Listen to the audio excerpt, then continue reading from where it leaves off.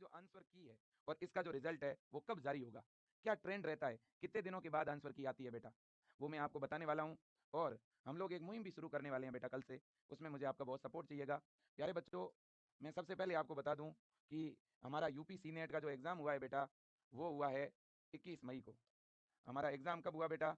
21 मई को हमारा एग्ज़ाम हुआ है ना। पिछले साल जो एग्ज़ाम हुआ था वो कब हुआ था पता है आपको?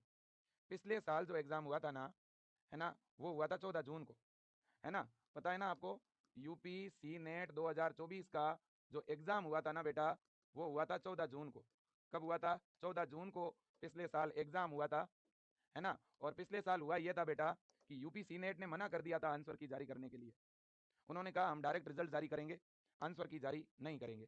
हमने एक सोशल मीडिया पे बड़े स्तर पर कैंपेन चलाया, और उस कैंपेन चलाने के बाद वहाँ के जो डीन थे, उन सर से मैंने खुद बात करी बेटा, तो उन्होंने आप बच्चों का पक्ष लेते हुए पिछले साल आंसर की जारी की थी, है ना। पिछले साल जो आंसर की जारी हुई थी बेटा, एग्जाम के कितने दिनों के बाद हुई थी? पिछले साल 14 जून को एग्जाम हुआ था, और 19 जून देर रात, आप 20 जून भी कह सकते हो, है ना, आपकी क्या जारी हुई थी बेटा? आंसर की जारी हुई थी। ठीक है कि नहीं है? 19 को उन्होंने अपलोड कर दी थी साइट पर। ठीक है बेटा, बिल्कुल जी, इसके वीडियो फिर मैंने यूट्यूब पे भी डाले थे। अब बात बड़ी यह है बेटा कि कितने दिन के बाद में, कितने दिन के बाद में बच्चों, लगभग 5 से 6 डेज में इन लोगों ने आंसर की अपलोड कर दी थी, है ना। आंसर की क्या कर दी थी? अपलोड कर दी थी।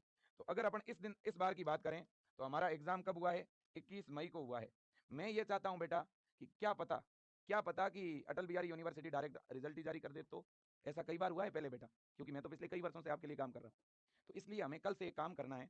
कल से सोशल मीडिया पे अपन 2 दिन का कैंपेन चलाएंगे, और वो कैंपेन ये रहेगा कि एक तो हमारा पेपर जारी किया जाए, वेबसाइट पे पेपर डाला जाए, और आंसर की डाली जाए। क्योंकि जब तक पेपर नहीं होगा तो हम ऑब्जेक्शन कैसे लगाएंगे?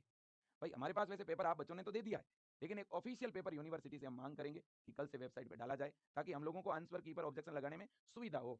ठीक है ना? बिल्कुल जी। तो बेटा 21 मई को, अगर, क्योंकि जब तक यूनिवर्सिटी का ये बच्चों एक तरह का, आप यूं समझ लो कि ये एक तरह की चाल है यूनिवर्सिटी की, क्योंकि ये लोग पेपर वापस ले लेते हैं। पेपर वापस लेते हैं तो कोई बच्चा कैसे लगाएगा ऑब्जेक्शन? बच्चे को पूरा प्रॉपर क्वेश्चन याद नहीं है, तो ऑब्जेक्शन कम आएंगे। ऑब्जेक्शन कम आएंगे तो वहां की टीम को काम कम करना पड़ेगा, है ना। OMR सीट दोबारा देखनी नहीं पड़ेगी, पेपर देखना नहीं पड़ेगा, टीम को काम करना नहीं पड़ेगा, है ना। यही तो होता है, और क्या होता है ना। तो बेटा ऐसा लग रहा है कि अपन प्रयास करेंगे कि हमारी जो आंसर की है ना, वो मे बी, अपन अगर रेंज की बात ही कर लें चलो, तो 26 से लेकर के, जहां तक मुझे लगता है 26, 27, 28, 29 तक जारी हो जानी चाहिए, मुझे ऐसा लग रहा है। पिछले साल के हिसाब से देखा जाए तो इस बार थोड़ी, मान लो कि मेरे दोस्तों टीम अगर स्लो काम करे, या कुछ और भी एग्जाम है इसलिए भी, है ना, तो भी बेटा अपने जो है